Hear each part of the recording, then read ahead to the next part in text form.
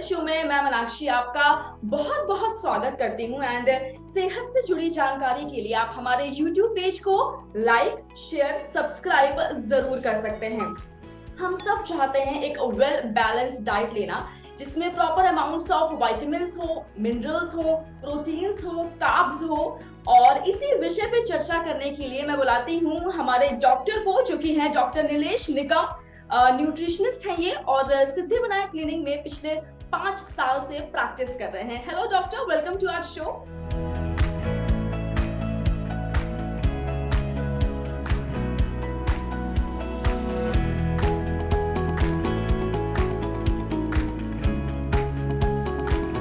Yes, very good afternoon. Doctor, हम सब ऐसा चाहते हैं कि जो हमारी डाइट है वो बिल्कुल प्रॉपर हो, जिसमें adequate amounts of vitamins and minerals हो। लेकिन कहीं ना कहीं जाने अनजाने में हमारी डाइट प्रॉपर नहीं हो पाती है। एक टाइम के बाद बॉडी में थकान आ जाती है, कहीं ना कहीं हम मैल न्यूट्रिशन के शिकार हो जाते हैं। सो डॉक्टर, मुझे आप बताइए, मैल न्यूट्रिशन क्या होता है और ये कैसे होता है? Yes, of course. तो हम जानेंगे कि माल न्यूट्रिशन क्या होता है। माल न्यूट्रिशन एक्चुअली एक कंडीशन है, फिजिकल कंडीशन है, या तो ये मेंटल सिम्टम्स भी दिखा सकती है अपने हमारे बॉडी में, जहाँ हमें पता चलता है कि हमारे बॉडी को कोई सफिशिएंट न्यूट्रिएंट्स की अगर कमी होती है, तो जिसकी वजह से कोई भी अगर कंडीशन क्रिएट होती है, फिजिकल या तो मेंटल, तो उसी को माल न्यूट्रिशन कहा जाता है।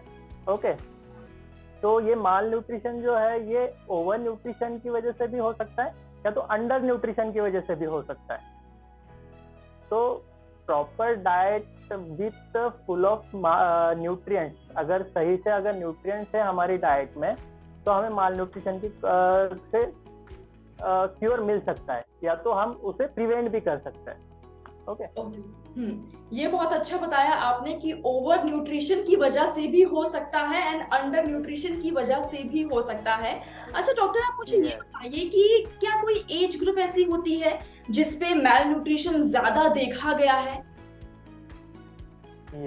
जैसे कि या मेल फीमेल, कुछ भी specific? According to the WHO, World Health Organization के हिसाब से अगर देखा जाए तो 2020 में एक स्टडी किया गया था जिसका सपोर्ट है।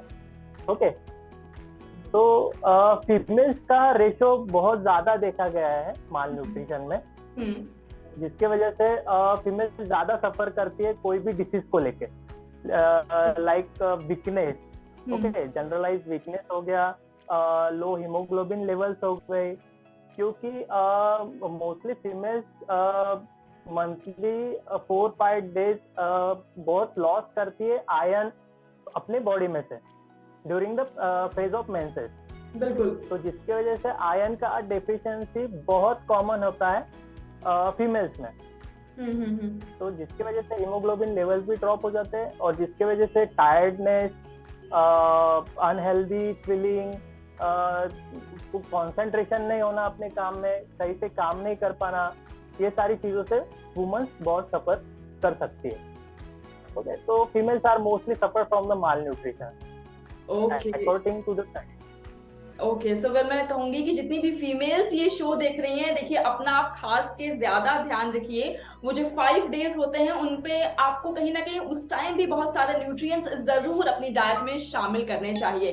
वेल डॉक्टर, मुझे एक बात बताइए कि जो मैल न्यूट्रिशन है इसके सिम्टम्स क्या होते हैं? क्या बॉडी में थकान हो जाती है, या फिर बॉडी के अलग अलग ऑर्गन्स में पेन हो सकता है, या एक लेथार्जिक वाली फीलिंग हमें आती है? क्या सिम्टम्स होते हैं? कैसे पता चलता है कि मैल न्यूट्रिशन की तरफ हम बढ़ रहे हैं?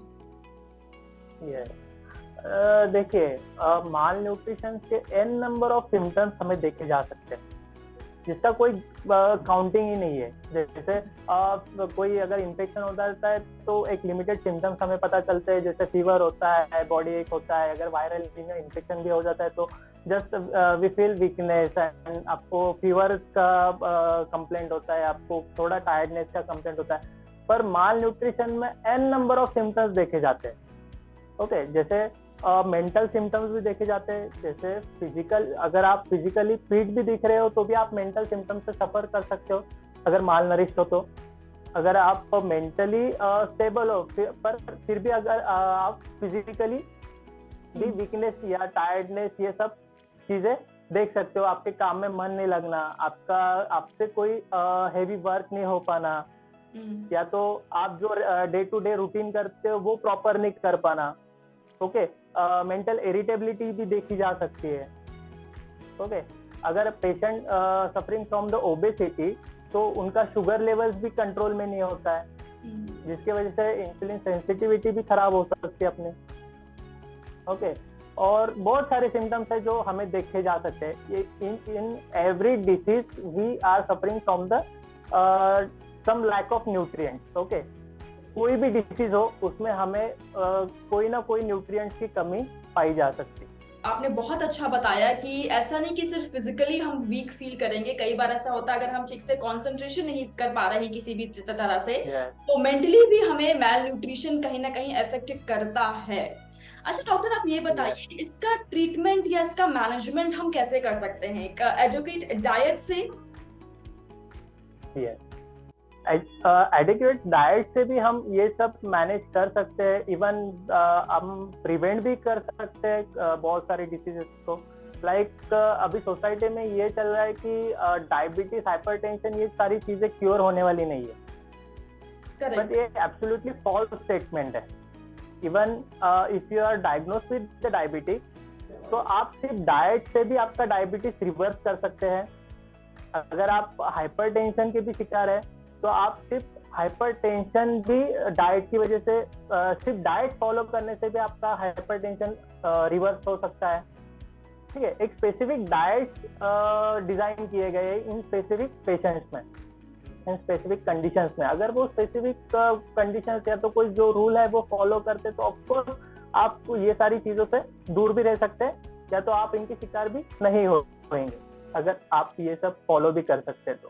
ठीक है, अगर जनरली कोई बीमारी भी अगर हो जाती है, अगर आप प्रॉपर वो बीमारी में कोई स्पेसिफिक डाइट भी फॉलो करते हो, तो आपको जो मेडिसिन पे डिपेंडेंट होना पड़ता है वो डिपेंडेंट होने की भी कोई जरूरत नहीं होती है। सिर्फ आप डाइट से वो डिसीज भी क्योर कर सकते हैं।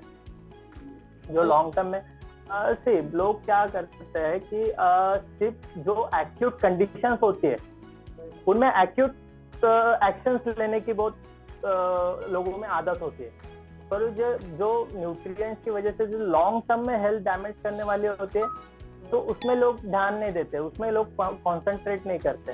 क्यों? क्योंकि वो ओवरनाइट आपको कोई हार्म नहीं करेगा। राइट। हाँ, पर जो एक्यूट इलनेस है वो ओवरनाइट आपको हार्म कर सकता है, तो आप एक्यूट एक्शन लेंगे उसमें। पर ये जो लाइफ थ्रेटनिंग डिसीजेस होती है, जैसे हार्ट डिसीज हो गया, हाइपरटेंशन हो गया, अपना डायबिटीज हो गया, ये सब लॉन्ग स्टैंडिंग डिसीजेस है जो लॉन्ग टर्म में बहुत ज्यादा बॉडी को अफेक्ट करती है, पर ये ओवरनाइट अफेक्ट नहीं करती, इसकी वजह से इसको सीरियसली नहीं लिया जाता है। बिल्कुल बिल्कुल सही कहा आपने। सर, एक आखिरी सवाल मेरा होगा, हम सब ने बहुत ज्यादा पढ़ा है या सुना है बॉडी मास इंडेक्स के बारे में, ये कैसे कैलकुलेट होता है और इसकी नॉर्मल रेंज क्या होती है? तो body mass index, I generally don't prefer body mass index, क्योंकि एक एग्जांपल से आपको समझाता हूँ। कोई अगर 80 kg का कोई पर्सन है जिसका बॉडी फैट परसेंटेज बिलो 20% है, उसका मसल मास बहुत अच्छा खासा है, पर अगर BMI से हम कैलकुलेट करेंगे उस बंदे को तो उसका BMI आएगा 24+। जनरली एक थेरोटिकल एक कैलकुलेशन है जिसका रेफरेंस रेंज बताया जाता है तो कि 18 to 24 is the normal BMI range. Right. Okay, अगर 18 से बिलो है तो आपका BMI लो है, अगर 24+ है तो आपका BMI हायर साइड में। ओके, तो पर्सनली आई बिलीव कि आप बॉडी रिकम्पोजिशन पे फोकस करें, लाइक आपका लीन मसल मास ज्यादा हो और बॉडी फैट परसेंटेज लो हो। ओके, तो ये प्रॉपर अगर कैलकुलेशन किया जाए तो ये सही तरीका है अपने बॉडी ओवरवेट और अंडरवेट कंसीडर करने का। ठीक है, thank you so much doctor, आपने अपना कीमती टाइम निकाला जी मनी हेल्थ शो के लिए। पूरी टीम तहे दिल से आपका शुक्रिया अदा करना चाहती है। Thank you so much. Thank you so much. Well देखिए, जीवनी वो जरिया है जो आप लोगों को एक्सपर्ट से, डॉक्टर से कनेक्ट करता है। तो अगर आपके मन में भी कोई सवाल है या किसी डिसीज के बारे में आप कोई कुछ जानना चाहते हैं, कमेंट सेक्शन में हमें जरूर लिख सकते हैं। मैं आऊंगी नेक्स्ट शो में एक नए सुपर स्पेशलिस्ट डॉक्टर के साथ। टिल देन अपना ख्याल रखिए, क्योंकि अच्छी सेहत हमारा वादा।